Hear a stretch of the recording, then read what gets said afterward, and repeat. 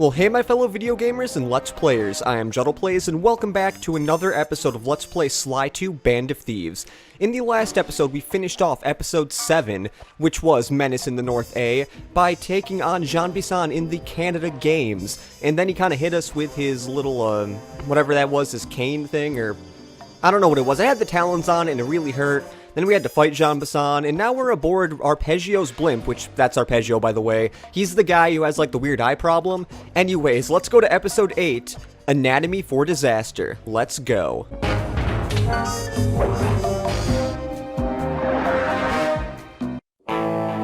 There we were, heading east across the Atlantic Ocean, stowaways on a giant airborne fortress. Though time was short, we made sure to study up on our unknowing host, Arpeggio. While attending a prestigious boarding school, the young Arpeggio excelled in all subjects, but he never managed to keep up with the other boys physically. Sadly, his wings, due to their small size, were useless for flight. Furious at his feeble body, he focused his powerful mind to search for a cure in the works of the Italian Renaissance masters. Their notebooks provided the springboard for this sinister young genius, and it wasn't long before the Claw Gang took him on as chief inventor. His talents must have been at work repurposing all the clockwork parts for their criminal schemes, and now this mastermind is in possession of all the parts. It's only a matter of time before he puts them back together, and when that happens, well, I'm not going to let that happen. Sly Cooper and the gang in the final episode of the game, Anatomy for Disaster. And with a name like that, you know that this level is going to be kind of hard, I guess, because, you know, there's disaster and stuff, so I don't exactly know what I'm going for, but if we do go out here as Sly, you will notice that we are actually in the battery. I mean, you might be able to kind of see it right there, but that is the battery that was attached to that. But yes, this whole episode is actually on this blimp, and oh god. Now, usually you'd think with air resistance we'd kind of fall off, or at least when we jump we'd go backwards, but no, that's not a thing. That does not happen. We are able to paraglide around here perfectly fine and everything like that, so we do need to go over to that mission right there, which, if you can kind of guess, it is a reconnaissance mission because, well, I probably didn't even need to tell you that it was a reconnaissance mission. You get the point, though. Most episodes start with that. I believe episode 4 was the only episode that didn't have that. And even, like, I feel like episode 4 would have had a reconnaissance mission if we had Sly. But since Sly was not a playable character in the beginning of that episode, that is not possible. And now that I'm thinking of it, I believe you can go back to episode 4 and you can play as Murray in that episode, which would be really weird because I believe that's the only way you can play as Murray in that episode, since you do not actually play as Murray in the episode since you do have to rescue him at the end. Which is kind of funny how it's so easy to rescue Sly in the episode, but it is really hard to actually rescue Murray in that. But we are almost there. Probably should show the name of the mission. Let's see. It is Blimp HQ Recon. And as with the Recon, you kind of got what it is, but now, before I continue talking about anything about the mission, I do want to say that, one, yes, I am sorry that there was a lack of episodes. If you watched the update video, you would know that my roommate was studying, and also there was a lack of, like, wanting to record. That caused the break to happen. I am sorry about that. I will try to be more, like, I'll try to be better at that. Like, I'll try to make myself want to record, and oh my god, I thought that was going to be bad, and yes, it was, because I fell all the way down here. I'll meet you guys back. Luckily, you can get up here and do a ninja spire jump onto this and then do a rail walk onto this weird thing here. I'm not exactly sure what it is. I guess it's some kind of propeller, and I forgot to start my timer. Okay, that is not good, but I guess it's some kind of propeller, but we're gonna have to wait a little bit because this thing takes forever. But I was thinking of speeding this up, but I just realized, if this is a propeller, why is it moving like this? Like, wouldn't you think it would want to stay stationary so it would keep the blimp up? Wouldn't this, like, mess with the trajectory? And even if we had to mess with the trajectory, why would we need to continue doing it like this? Anyways, that is good enough. We can finally get on here. And now that I think of it, why didn't I just do this? I mean, I now know why I didn't do that, because I totally forgot that this thing was here. But we still have to wait. I'm all over the place with commentary right now. I guess it's because I've ran out of things to talk about getting to this mission, so I want to get to the mission so I can renew topics that I want to talk about. So for the love of goodness, thank you. There is no guard there, and I can finally get up to this mission, which is Blimp HQ Recon. That took way longer than it should have. My instruments have picked up large magnetic fields radiating from inside that blimp. If Arpeggio's already started reassembling clockwork, that's where you'll find him. Sounds good. I'm on my way. Don't waste any time here, Sly. Get to the blimp and take some recon photos. To build a plan, we need to know how close they are to reviving clockwork. Relax, Bentley. I've got it under control. Sorry about the weird cut there. For some reason, I wanted to make sure that I actually was recording. Even though I was pretty sure I was, it is a lot easier to just check, you know, just in case. Because the last thing I want to do is record this huge episode or like session and then realize that, oh crap, I need to actually redo the mission, which in all honesty, in this game, unless you save over another save file, you cannot redo any of these missions. So that is why it's a little bit dangerous to play this game or any game that has autosave, but I feel like I've mentioned that a lot, especially in SpongeBob SquarePants Battle for Bikini Bottom, whereas in that game, you literally can't get any of the golden spatulas again. I had no idea they could reassemble clockwork so fast! Calm down, Bentley. He might be in one piece, but he doesn't appear to be, you know, alive. Let's stick to the format here. How about some recon photos? You're right. We need to be informed to create a plan of action. Try to get a shot of Clockwork's head, a mech egg, and one of those spinning magnetic inducers. They seem important to the procedure, but stay away from the guards. If you get detected, we won't have time for a second chance. Now, going on to the whole replayability with missions, I just remembered that one of the big things I like about Sly 3 is that you actually are able to replay any mission you want, which is really good for a Let's Player's standpoint. Magnetic inducers seem to be holding the clockwork parts together. Because at least with that game, you can be like, oh yes, if like you're not very bad, or you're not afraid to restart an episode if you don't like it, because you can just replay the missions. Now, I do need to know what I'm actually taking a picture of. There are the clockwork eggs and also clockwork right there, but sadly the eggs are right below us and there is a guard there. And I believe we are not able to take out these guards because there's something later in this mission that deals with these guards, making it so they have to be alive, but if we go down here and quickly take a picture, we should be fine. If I can get it. I'm sensing radioactivity from inside those mech eggs. I wouldn't get too close.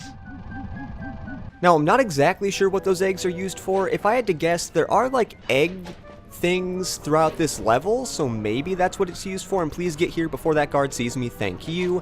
But I think that's what it's for, because before I'm like, why do we have to take a picture of these eggs if they have nothing to do with the game?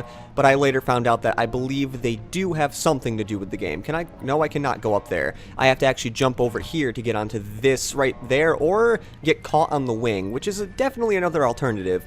It is not an alternative that I really want to happen, but it is something that could happen, and...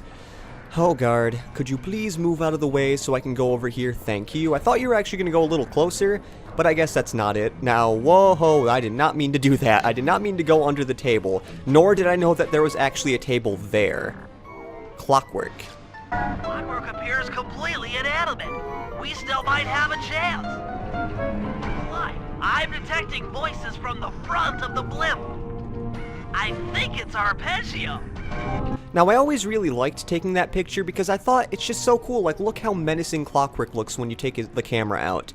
Now, even though Sly was going, like, facing the other way, I don't know how he pulled out the camera that direction, and he's still staying here, but who knows? And, ooh, look at that. We got Neela and, guess, Arpeggio. Neela? Neela's here, too! Well, I guess we gotta take a picture of them because, you know, that's how it works. And we obviously cannot see Arpeggio here. Can we get around here and get him? Or why are we not... okay, now we have to get Neela. Which one do you want me to get? Okay, you want me to get Arpeggio. There we go. There he is, the mastermind behind this blimp and the source of all our problems. Now, in all honesty, I don't understand why we have to take a picture of these two, because we kind of already see them, so... and Bentley knows they're there, so why do we have to take a picture of them? I can't believe it! She must have been working with Arpeggio all along. I don't need to study those photos to see the writing on the wall. Clearly, Neela and Arpeggio have conspired together to rebuild Clockwork. And it looks like they're dangerously close to realizing their goal. Look, Bentley, I know it's not your style, but I need a quick plan of attack. Try to think of a way, any way, to stop Clockwork from getting reassembled. Well, those magnetic inducers seem to be holding the parts together. If you reverse their polarity, it should pull Clockwork apart. Unfortunately, the inducer speed control station is locked down tight. Pickpocket keys for the 4 patrolling guards to get at it. Then you'll need to manually reverse the polarity of each inducer deck at the top of their rotation. Consider it done. And I bet some of you thought this mission was only going to be the recon. No, the rest of this mission is having to go around and get these things, or I shouldn't even say the rest of the mission, but at least the next part of this mission is having to go around and pickpocket these guards. Now, I might have to go fast here because I think another guard is coming, so luckily he only had 2 pickpockets there. It is sad that I don't believe any of these guards have exactly 1 pickpocket, even though that would be amazing. Now, I would suggest if you are in a tight pickle and you need to get out of there fast, just hop on Clockwork because Clockwork is a big surefire way that you're not going to get caught by one of those guys. Also, that was just a little bit too close for my comfort. Now that we got that guy in that key. Now, I don't think we can actually kill these guys after we get the keys. Don't hold me on that because I am not completely sure if we are still able to actually kill them, but I feel as if we're not supposed to because we are trying to be inconspicuous. I know that if we get caught by one guard, then the whole mission fails and we have to start getting the keys over again. You don't have to start the whole mission over again, but you definitely do have to start the key getting process over again. Oh god, that guy was getting just a little too close for my comfort. I feel like I said that a lot in this episode. A lot of these guys and their lights are getting way too close for my comfort, but now that we have all 4 keys, we can easily go over here with that weird camera angle and put them in here. Now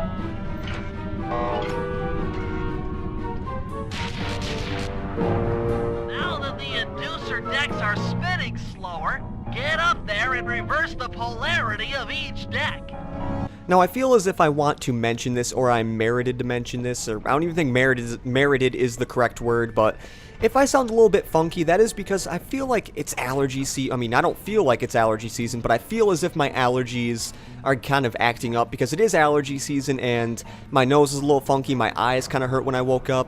So that's one of the main reasons why I actually decided to start recording this a little bit later than what I've usually done in the past. If you want to know, it is about noon right now, and I don't have class until 2 p.m., so that is why I am currently recording. I mean, I probably will not record for as long as I could, actually. Luckily, it's only 12:10 right now, but I'll probably do like a 2-episode session right now, mostly because I do not want to end up doing, recording for too long, because I do have plans on actually getting lunch after recording, because I usually get lunch before, the class, and I believe lunch, I don't think they serve lunch after my 2 o'clock class is done, because that class is 2 hours long, so obviously it gets done at around, well, technically it's an hour and 50 minutes long, so it gets done at 3:50, but they're definitely not serving lunch at 3:50, so I'd rather not, risk it and actually have enough time to get lunch before my class at 2 p.m. That was a lot of talking, but yeah, I feel as if from now on I'm going to be recording a little bit later in the day, so I don't feel as bad, I guess you could say, because when I did it in the morning, I just didn't feel like recording. And that was a lot of death. Dang.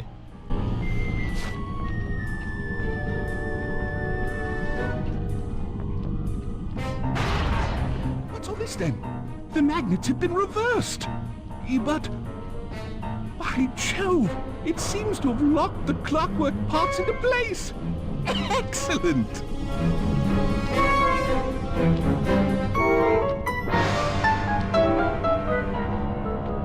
Sly Cooper!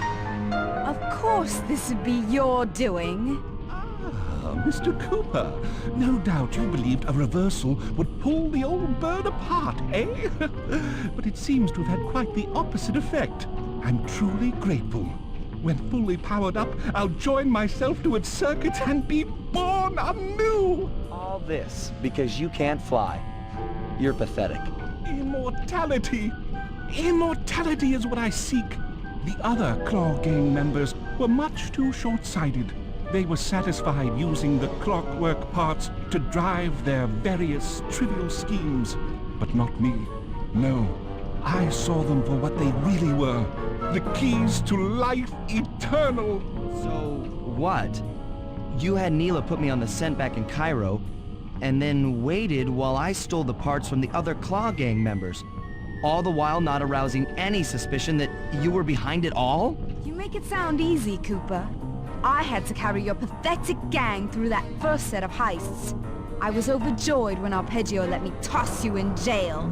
I could finally go after the parts myself. But acquiring all the parts was only half the equation.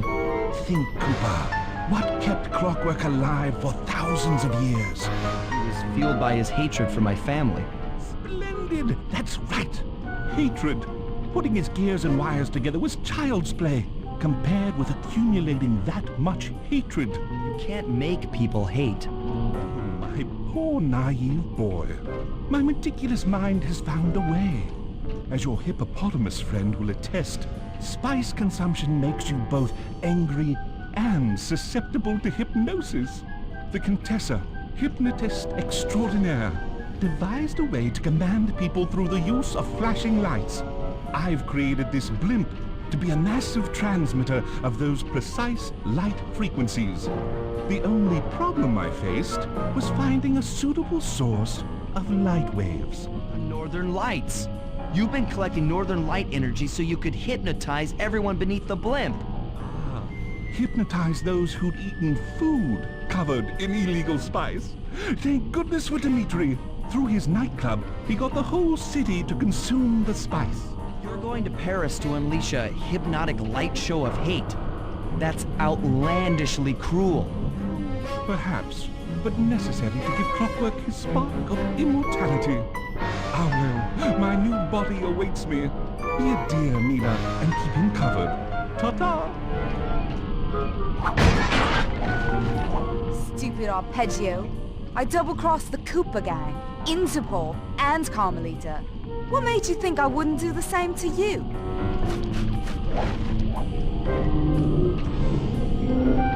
This is preposterous! You're my protege, not the next candidate for my immortality. I demand you exit the Clockwork frame or...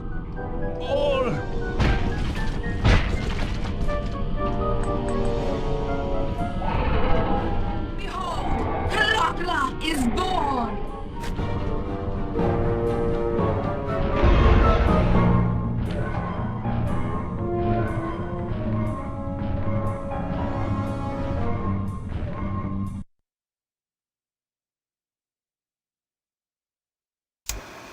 As we all know, things are looking grim.